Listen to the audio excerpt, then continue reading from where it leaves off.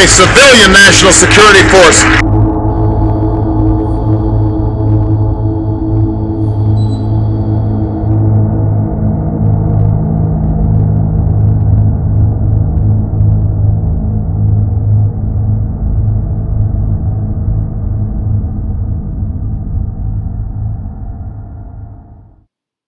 One of the most destructive movements to come out of the Cultural Revolution was the so-called Four Olds campaign.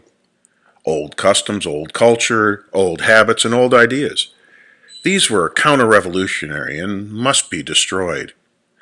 Like America haters, such as Antifa and other social justice warriors who tear down Confederate and even Founding Father monuments to erase America's history they find shameful, China's Red Guards torched ancient temples, buildings, museums, and artifacts with the fervor of an American Antifa mob setting upon a conservative speaker at a university campus. And for the same reason. They were offensive to the new socialist fascist morality and must be erased from history. After all, for China it was 1966, year zero in the evolution of the Cultural Revolution. There was no one in China that the Red Guards wouldn't victimize, alive or dead. At one point, Red Guards broke into China's famed Ming Dynasty tombs, dragged the remains of the Ming Wanli Emperor and Empress out in front of their tomb, and posthumously denounced them and burned them. Even the dead could not find sanctuary from the wrath of Mao's Red Guards.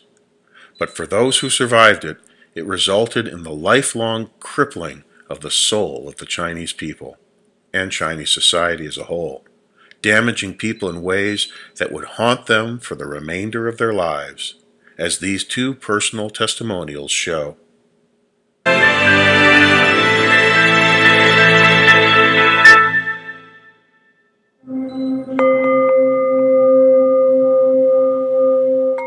In 1966, I was in the middle school when the Cultural Revolution started. The biggest nation on earth, China, is in turmoil. Is China's aging leader, Mao Zedong, losing control? Has Mao gone mad, driven perhaps to megalomania by the hysterical adulation of the teenage Red Guard? Of course, I joined. It's glorious to join. Yeah, I was totally pour my energy, even my life, into it to support whatever Mao asked me to do. Mao had decided to mobilize the young people as the driving force of a vast campaign to purify the Communist Party. There was to be a new revolution, a cultural revolution, a revolution in people's thinking. We went to Beijing. Mao received us after we arrived. We walk out in the middle of night because in the morning we are going to walk through Tiananmen Square to see our great leader. It was exciting. We thought he was a god. Inspired by Mao, the Red Guards went wild in their enthusiasm to keep the revolution alive. They worship Mao as their leader and follow his instructions without question. They consider long hair and Western-style clothes uncommunist. Teachers were the target of the political campaign. Mao taught us they have to receive the re-education by the worker and peasant.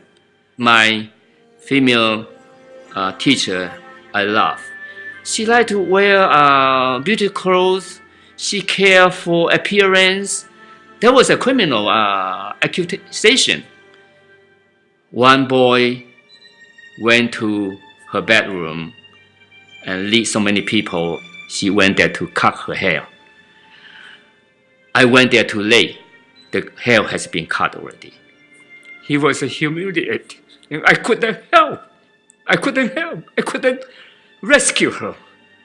Shame on me. Shame on me. I'm 70 now. Now is the Red Guard generation 70. I hope that they reflect, they regret, the re-exam. What should we prevent this kind of human tragedy happen again?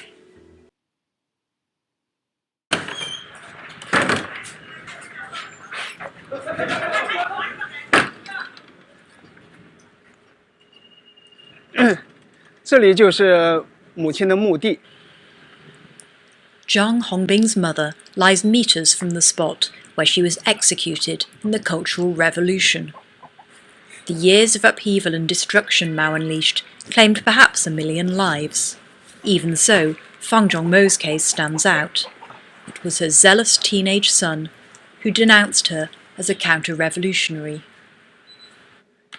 在文革中间，有一首歌叫做《爹亲娘亲不如毛主席亲》。这首歌是这样的：天大地大，不如党的恩情大；爹亲娘亲不如毛主席亲；千好万好，不如社会主义好；河神海神。这个相册是我家里面的相册，这张照片是我们的全家福，这是我的母亲。但是到了文革，这种关系，特别是我母亲这个案件发生的当天晚上，这种亲情就完全没有了，变成了一个血淋淋的阶级关系。When Mao's Cultural Revolution convulsed the country in 1966, Zhang's family embraced it. His parents had first met after enlisting in the revolutionary cause. Neither that nor their initial enthusiasm would help them. 我母亲因为她的家庭成分和她父亲所谓的历史反革命的原因，而被当作地主分子和国民党特务嫌疑被隔离审查，长达2年之久。One night, the teenager thought his mother spoke of Mao disrespectfully. In the furious row that broke out, she called for the return of purged leaders and attacked Mao for creating a personality cult. 我们就对他进行批判斗争，但是母亲不服气，她仍然把家庭里面挂着的毛泽东画像等等，把它撕下来烧毁。在这中间，父亲和我先后到公检法军管组报案。母亲没有辩护律师，在不到2个月的时间就被定为反革命罪，执行枪决了。经过43年的反思，我现在认识到自己当年做错了，我现在应该向母亲道歉，并且应该向母亲忏悔。我认为文革是一场导致中华民族劫难的浩劫，应该记住这个惨痛的历史教训，绝不能让它重演。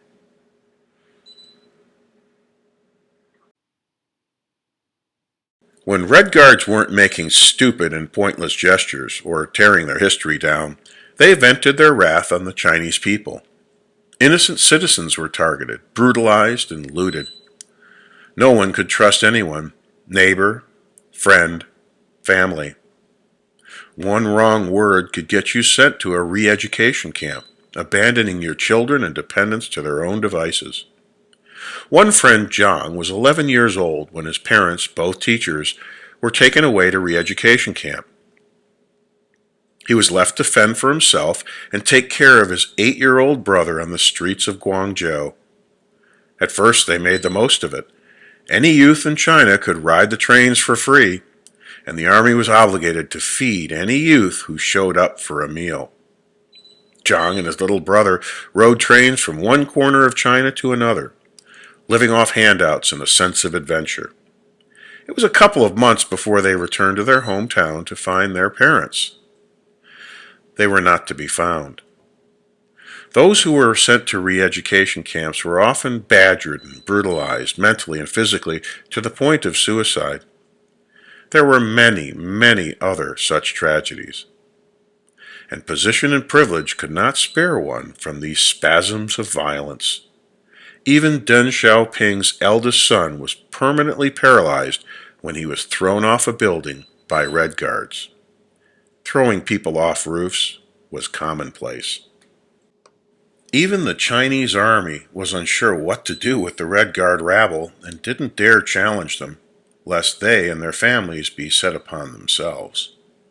They stood by as Red Guards began to break into arms caches, and when push had gone to shove and was on the brink of becoming an all-out shooting civil war, something had to be done. China was destroying itself from within. At one time in the not-too-distant past, there were 1 billion people in China who'd never tasted chocolate. When China opened its doors, 5 of the world's chocolate icons slugged it out in a battle royale to see which would become the Emperor of Chocolate. Chocolate Fortunes is an inside look at the battle for the hearts, minds, and taste buds of China's consumers. Here's what they're saying about Chocolate Fortunes. The Global Times said it is a scintillating glimpse inside one of the most hard-fought cross-cultural indulgence battles since the Opium Wars. Publishers Weekly said it's informative, cautionary, and essential. This book is a must-read for executives currently doing business or planning to in this most critical market. And the Houston Business Journal said, Allen wrote his book so the lessons learned can be applied to other industries looking to break into an emerging economy. Learn more about Chocolate Fortunes by visiting chocolatefortunes.net and get your copy. Chocolate Fortunes is available wherever books are sold.